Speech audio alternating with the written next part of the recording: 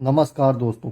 तो पिछली क्लास में हमने पढ़ा था एरर, एस्टिमेशन ऑफ एरर और सोर्सेज ऑफ एरर। आज हम पढ़ेंगे टाइप्स ऑफ एरर की एरर कितने प्रकार की हो सकती है। एरर दो टाइप की हो सकती है मेनली, सिस्टेमिक एरर या इसको डिटर्मिनेंट एरर भी कहते हैं, और दूसरा नॉन सिस्टेमिक एरर जिसको इनडिटर्मिनेंट या फिर रैंडम एरर भी कहते हैं। सिस्टेमिक एरर फर्दर डिवाइड है personal, instrumental, reagent, method, additives, constant और प्रोपोर्शनल एरर में। तो सबसे पहले देखते हैं सिस्टेमिक एरर के बारे में। सिस्टेमिक एरर को डिटर्मिनेंट एरर भी कहा जा सकता है।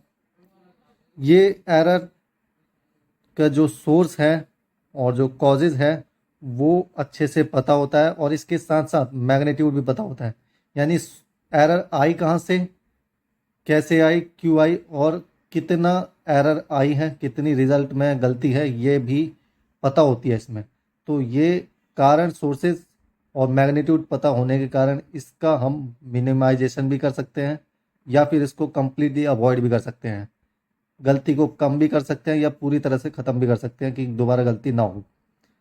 कैसे कर सकते हैं ये प्रॉपर प्रोसीजर को लगाकर, केयरफुली प्रॉपर प्रोसीजर लगाया जाएगा और नेसेसरी प्रिकॉशन को करे जाएंगे जो कि कॉज कर रहे थे एरर। ठीक है, तो इसमें अब फर्स्ट आता है पर्सनल एरर। पर्सनल एरर यानी मान लो जब कोई हम एक्सपेरिमेंट कर रहे हैं या ऑपरेशन कर रहे हैं और बिना किसी सुपरविज़न के अंडर कर रहे हैं, तो उसकी वजह से जो एरर आएगी वो पर्सनल एरर होगी। है, जैसे एग्जांपल में मान लो हमने टाइट्रेशन कर रहे हैं, तो टाइट्रेशन करने के बाद जब हम ब्यूरेट में रीडिंग करते हैं, फाइनल रीडिंग देखते हैं, तो उसके रीडिंग में हम कुछ एरर कर सकते हैं, प्रॉपरली रीड नहीं कर पाएंगे, जिसके कारण हम वैल्यूज़ को इनकरेक्ट नोट कर देंगे और उससे रिज़ल्ट भी इनकरेक्ट आ सकता है, एरर आ सकती है। दूसरा आता है इंस्ट्रूमेंटल एरर। इंस्ट्रूमेंटल एरर में ऑपरेशन के दौरान, ये इंस्ट्रूमेंट के द्वारा ही होगा, ऑपरेशन के दौरान जो मेज़रमेंट है वो एक्यूरेट नहीं दे पा रहा है इंस्ट्रूमेंट। जो हमें एक्यूरेटली मेज़रमेंट की आवश्यकता है वो नहीं दे पा रहा है इंस्ट्रूमेंट, तो इसके कारण जो एरर आएगी वो इंस्ट्रूमेंटल एरर होगी। जैसे एग्जांपल में अनकैलिब्रेटेड, या फिर हमने कैलिब्रेशन नहीं की या तो प्रॉपरली कैलिब्रेशन नहीं की, कैलिब्रेशन करी प्रॉपरली नहीं करी, लेकिन या तो कैलिब्रेशन करी नहीं।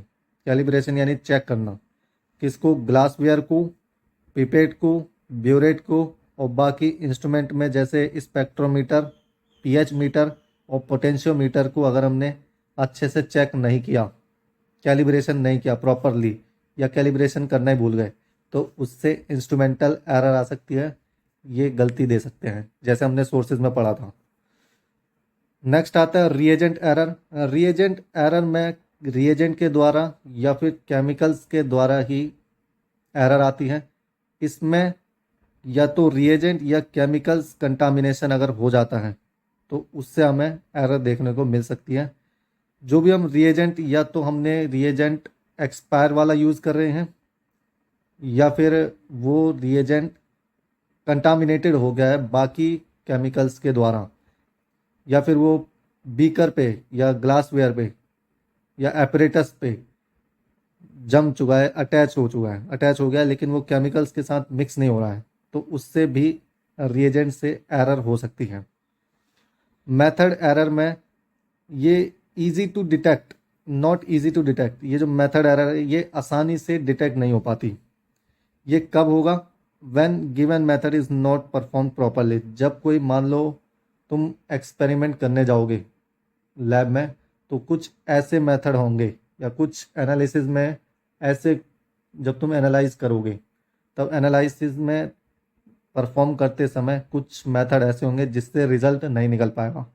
ये बहुत ही कम होता है, बहुत ही रेयरली होता है। ठीक है, तो रिजल्ट जिससे नहीं आ पाएगा, जिस मेथड से रिजल्ट नहीं आ पाएगा, तो या तो उसमें हमने मेथड गलत लगा दिया है या फिर कुछ गलती हो गई है, तो वो मेथड की एरर में होती हैं। जैसे एग्जांपल में, calculation in chemical reaction are made on completion of reaction. At specific time as per procedure. जैसे प्रोसीजर की नीड है, रिएक्शन कंप्लीट होने के बाद कैलकुलेशन की, तो उसमें अगर एरर आ गई तो वो मेथड एरर होगी। या फिर ये स्लाइटली वेरिएबल होने के कारण, रिएक्शन स्लाइटली वेरिएबल कुछ अलग होने के कारण रिएक्शन कंप्लीट ही नहीं होगी। हमने मेथड लगाना था कुछ जिससे रिएक्शन कंप्लीट होगी, लेकिन रिएक्शन कंप्लीट ही नहीं हो पाई। ऐसा क्यों हुआ? क्योंकि एरर ही आ गई, मेथड में एरर आ गई, तो वो मेथड एरर हो सकता है। नेक्स्ट आता है हमारा additives error. Additives error independent होता है सब्सटेंस के अमाउंट का। जो भी सैंपल में सब्सटेंस कितने अमाउंट में प्रेजेंट है, इसका कोई भी लेना देना नहीं होता है एडिटिव्स एरर में। लेकिन कितना वेट का वेरिएशन आ रहा है, वेट का लॉस कितना हो रहा है, वो इस पर डिपेंड करता है। लेकिन उसमें रिजल्ट में चेंजेस आ सकते हैं फाइनल रिजल्ट में। जैसे मान लो हमने सैंपल प्रिपरेशन किया, कितना अमाउंट लिया, कितना अमाउंट एरर कर दिया, वो एडिटिव एरर में नहीं होगा, उससे एडिटिव एरर का कोई मतलब नहीं है। लेकिन किसी सैंपल प्रिपरेशन में कोई कोई प्रिपरेशन ऐसे होता है मेथड में जिसमें हीट करना होता है, तो हीट करने से लिक्विड व्हीकल वेपर बन जाएगा, उससे वेट का लॉस हो सकता है, और वेट का लॉस होने से फाइनल रिजल्ट में एरर आ सकती है, तो वो होगा एडिटिव एरर। नेक्स्ट आता है कांस्टेंट एरर। कांस्टेंट एरर भी अमाउंट के मेजरमेंट के जो मैग्नीट्यूड है उसके इंडिपेंडेंट होता है, उससे कोई लेना देना नहीं होता है। यानी मेजरमेंट जो मेजर्ड अमाउंट है उसका मैग्नीट्यूड कितना है उससे कोई लेना देना नहीं है। लेकिन कितना इंक्रीज हो रहा है मैग्नीट्यूड, मैग्नीट्यूड कितना इंक्रीज हो रहा है उससे लेना देना है। जैसे एग्जांपल में समझोगे, हमने मान लो रिएजेंट को कैलकुलेट किया, रिएजेंट की वैल्यू कैलकुलेट की, तो 1 2 3 कैलकुलेशन की, इससे हमारे पास आया रिजल्ट 0.01, 0.11, 0.21। तो इसकी लास्ट डिजिट तो सेम है, लेकिन ये इंक्रीज कर रहा है, ये इंक्रीज कर रहा है। देखो 10 से इंक्रीज कर रहा है, 10 इंक्रीज किया 11 हो गया, फिर 10 इंक्रीज किया 21 हो गए, तो इंक्रीज कर रहा है। तो इससे कांस्टेंट आ सकता है, कांस्टेंट एरर आ सकती है। कॉन्स्टेंटली बढ़ रहा है ना, 10 से बढ़ रहा है, मैग्नीट्यूड कितना है 10 से बढ़ रहा है, लेकिन ये मैग्नीट्यूड जो वैल्यू है उस पर डिपेंड नहीं करेगा। मैग्नीट्यूड इंक्रीज कितना हो रहा है, जैसे 10 का हो रहा है, तो इस पर डिपेंड कर सकता है। प्रोपोर्शनल एरर में जो प्रोपोर्शनल एरर है उसका जो मैग्नीट्यूड है वो डिपेंड करेगा सैंपल के अमाउंट पर। सैंपल का अमाउंट कितना है उस पर डिपेंड करेगा प्रोपोर्शनल एरर का मैग्नीट्यूड। अब कैसे? देखो, मटेरियल के कारण होता है ये एरर। जो भी एनालिटिकल प्रोसीजर में इंटरफेयर करेगा, जैसे एग्जांपल में NaOH का यूज़ करें हम टाइट्रेशन HCl के लिए। मान लो HCl का टाइट्रेशन हम कर रहे हैं NaOH के साथ, और NaOH हमने ले लिया इम्प्योर NaOH का हमने यूज़ किया, तो अब जो प्रोपोर्शनल एरर आएगी रिजल्ट में वो डिपेंड करेगी NaOH की कंसंट्रेशन पर, NaOH की कंसंट्रेशन पर डिपेंड करेगी। तो ये हो गया पर्सनल एरर। अब नेक्स्ट आता है इनडिटर्मिनेंट एरर। इनडिटर्मिनेंट एरर जो है अपना मेन वाला जो डिवाइड था, एरर का जो मेन टाइप था दूसरा वाला, वो है नॉन सिस्टेमिक वाला। नॉन सिस्टेमिक को इनडिटर्मिनेंट भी कहते हैं, और जो इनडिटर्मिनेंट एरर है उसको रैंडम एरर भी कहते हैं। इनडिटर्मिनेंट और दूसरा कौन सा था? नॉन सिस्टेमिक और रैंडम, इनके नाम से भी जाना जाता है। इसका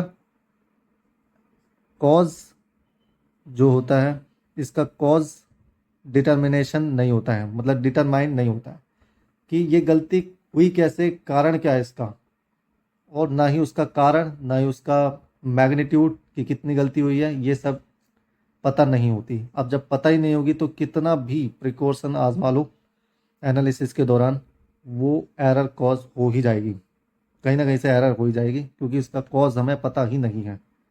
जैसे एग्जांपल में person performing titration by same method. मान लो कोई एक पर्सन है वो टाइट्रेशन कर रहा है सेम मेथड से, सेम कंडीशन में और सेम सैंपल के लिए, लेकिन उसने अलग अलग रिजल्ट निकाले, और जो रिजल्ट आएंगे वो सेम नहीं होंगे, वो अलग अलग होंगे। भले ही सेम कंडीशन में सेम सैंपल के लिए सेम मेथड में यूज़ किया जा रहा है, फिर भी उसके रिजल्ट में ऊपर नीचे अंतर होगा, आइडेंटिकल नहीं होंगे, एक समान नहीं होगा। एरर एरर कितनी टाइप की हो सकती है वो भी हमने पढ़ लिया। अब एरर को कैसे मिनिमाइज करें, कम करें, या फिर उसको कैसे अवॉइड करें, उसके बारे में पढ़ते हैं। तो पहला तो आता है proper calibration of instrumental apparatus, जैसे ग्लास वेयर हो गए या फिर इंस्ट्रूमेंट हो गए। इंस्ट्रूमेंट जैसे UV spectrometer, spectrophotometer, UV spectrophotometer, pH meter, potentiometer, और ग्लास वेयर जैसे ब्योरेट, मेजरिंग सिलेंडर। इन सब को हमें पहले कैलिब्रेट करना होगा। जो इन सब का उपयोग करने से पहले, एनालिसिस में इन सब का उपयोग करने से पहले कैलिब्रेशन हमें करना होगा। तो कुछ हद तक अगर हम कैलिब्रेशन कर सकेंगे, कैलिब्रेशन अगर हमने कर दिया, तो कुछ हद तक या ज़्यादा एक्सटेंट तक हम एरर को अवॉइड कर सकते हैं। और एरर को कैसे अवॉइड कर सकते हैं? हम नेसेसरी करेक्शन को भी अप्लाई कर सकते हैं। अगर हमें सोर्सेज ऑफ एरर नोन है, जैसे सिस्टेमिक एरर नोन था, उसमें सोर्सेज और कॉजेज नोन था, तो उसमें अगर हम नेसेसरी करेक्शन को अप्लाई करेंगे तो हमें मिनिमाइज कर सकेंगे एरर को। जैसे मान लो हम पर्सनल एरर में मान लो हम एनालिसिस कर रहे थे बिना सुपरविज़न में, लेकिन सुपरविज़न के में करेंगे तो हम कर सकते हैं। और रिएजेंट एरर में हम रिएजेंट या तो एक्सपायर ले रहे थे, या तो बेकार वाला ले रहे थे, या तो कंटेमिनेटेड वाला ले रहे थे। अगर हम उसका थोड़ा सही वाला लें, सही वर्जन वाला नया खरीदा हुआ रिएजेंट अगर हम लेंगे, तो उससे हम कुछ हद तक एरर को मिनिमाइज कर सकेंगे। दूसरा आता है running control determination. Control determination कुछ नहीं है, बस मान लो हम किसी एक्सपेरिमेंटल कंडीशन में सैंपल के साथ रिएक्शन कर रहे हैं, एनालिसिस कर रहे हैं, उसके पैरेलली हमें सेम एक्सपेरिमेंटल कंडीशन में स्टैंडर्ड के साथ भी एक्सपेरिमेंट करना होगा, एनालिसिस करना होगा। रिजल्ट में हमें ये फॉर्मूला लगाना होगा, रिजल्ट फॉर स्टैंडर्ड। जो भी रिजल्ट आया स्टैंडर्ड के लिए, जो स्टैंडर्ड हम कर रहे थे, पैरेलली चला रहे थे रिएक्शन को, और दूसरा जो हम सैंपल के साथ, अननोन सैंपल के साथ रिएक्शन चला रहे थे, उसका result is equal to weight of constituent in standard. जो भी हमने स्टैंडर्ड में सैंपल का वेट जो लिया था स्टैंडर्ड वाला, वो रखेंगे। और दूसरा, और अपॉन में एक्स। एक्स क्या है? जो भी कंस्टिट्यूएंट हम अननोन वाला सैंपल ले रहे हैं, जिस सैंपल का हमें ज्ञात नहीं है, उसका हम जो कॉन्स्टिट्यूएंट उसमें जो भी प्रेजेंट है, उसका जो वेट ले रहे हैं वो रखेंगे। तो रनिंग कंट्रोल कुछ नहीं है, बस डिटर्मिनेशन का एक है बस मेथड, जिसमें कंट्रोल डिटर्मिनेशन कर सकते हैं। पैरेलली उसको हम चलाएंगे सेम एक्सपेरिमेंटल कंडीशन में सैंपल के साथ, स्टैंडर्ड वाला पैरेलली चलाएंगे। नेक्स्ट आता है bye running blank determination. Blank determination, देखो ब्लैंक का मतलब होता है सैंपल के बिना, विदाउट सैंपल। थर्ड सेमेस्टर में जब तुम आओगे, ऑर्गेनिक में कुछ रिएक्शन पढ़ोगे, जैसे acid value, saponification value, iodine value. इसमें से एक आयोडीन वैल्यू होता है या आयोडीन डिटर्मिनेशन होता है, जिसमें हम आयोडीन का उपयोग करके अनसैचुरेटेड फैटी एसिड को डिटरमाइन करते हैं, कि जो भी क्या है उसका अमाउंट क्या है, ये सब डिटरमाइन करते हैं। तो इसमें हम क्या करते हैं, तुम आगे पढ़ोगे, एक तो सैंपल के साथ रिएक्शन हम करेंगे, टाइट्रेशन सैंपल के साथ चलती है, और दूसरा सैंपल के अलावा सेम सेम एक्सपेरिमेंट करके, सेम एक्सपेरिमेंट ही, सेम अमाउंट जो भी लिया है, और सेम रिएजेंट के साथ ही बिना सैंपल के साथ रिएक्शन करेंगे। ठीक है, और दोनों का जो रिजल्ट आएगा उसको फिर कैलकुलेट करते हैं। तो ये होता है ब्लैंक टाइट्रेशन, ब्लैंक डिटर्मिनेशन, यानी कि बिना सैंपल के ही हम रिएक्शन परफॉर्म करेंगे, सेम वाला, सेम मेथड से ही। इसका एम क्या होता है? ब्लैंक डिटर्मिनेशन का एम ये होता है कि जो भी रिएजेंट के साथ इम्प्योरिटीज़ आई है, उसका इफेक्ट रिजल्ट पे क्या पड़ रहा है, उसको डिटरमाइन करना ही ब्लैंक टाइट्रेशन या ब्लैंक डिटर्मिनेशन का एक मात्र उद्देश्य रहता है। By using standard addition. Standard addition यानी कि सैंपल वाले के साथ हमने एनालिसिस किया, रिजल्ट आ गया, ठीक है, बहुत बढ़िया। फिर उसके बाद जो भी सैंपल में प्रेजेंट है कॉन्स्टिट्यूएंट, उसका स्टैंडर्ड वाला अमाउंट ऐड कर देंगे थोड़ा बहुत, ठीक है। फिर उससे जो टोटल अमाउंट बनेगा, क्योंकि इसका अमाउंट अब बढ़ चुका है, तो जो भी टोटल अमाउंट होगा उसके साथ सेम मेथड से रिएक्शन परफॉर्म करेंगे, जो भी रिजल्ट आएगा उसके साथ कंपेयर करके हम पता लगा लेंगे कि उसमें कौन कौन से कॉन्स्टिट्यूएंट एडेड है। ये सब हम कंपेयर करके पता लगा सकते हैं, कितने अमाउंट में प्रेजेंट है ये भी पता लगा सकते हैं। जो भी प्रेजेंट है हमारे सैंपल में कॉन्स्टिट्यूएंट क्या क्या प्रेजेंट है, कितने अमाउंट में प्रेजेंट है, टोटल अमाउंट कितना है, ये सब भी पता लगा सकते हैं। और using control standard, control standard का मतलब है कि एक तो हमने मान लो एनालिसिस परफॉर्म करना है, सैंपल लिया, सैंपल के अलग अलग कंसंट्रेशन पे एक सीरीज बना दी, जैसे हाई कंसंट्रेशन, फिर उससे कम, फिर उससे कम, उससे कम, उससे कम, ऐसे सीरीज बना दी। और हर एक सीरीज में हम रेफरेंस वाले मटेरियल को ऐड करते जाएंगे, और फिर इसके बाद इनकी वैल्यू निकालेंगे कैलकुलेशन करने के बाद। फिर जो सैंपल के साथ जो एनालिसिस किया था बिना रेफरेंस को ऐड किए, वो वाला वैल्यू निकालेंगे। और सैंपल में जो हमने सीरीज वाला बनाया था उसके साथ ही जब हमने रेफरेंस वाला मटेरियल ऐड किया था, तो उनकी कैलकुलेशन करेंगे, दोनों का रेशियो निकालेंगे और एक ग्राफ पे प्लॉट कर देंगे, अगेंस्ट किसके, कंसंट्रेशन के अगेंस्ट। और उससे फिर हम प्लॉट करने के बाद, ग्राफ पे प्लॉट करने के बाद हमें स्ट्रेट लाइन मिलेगी।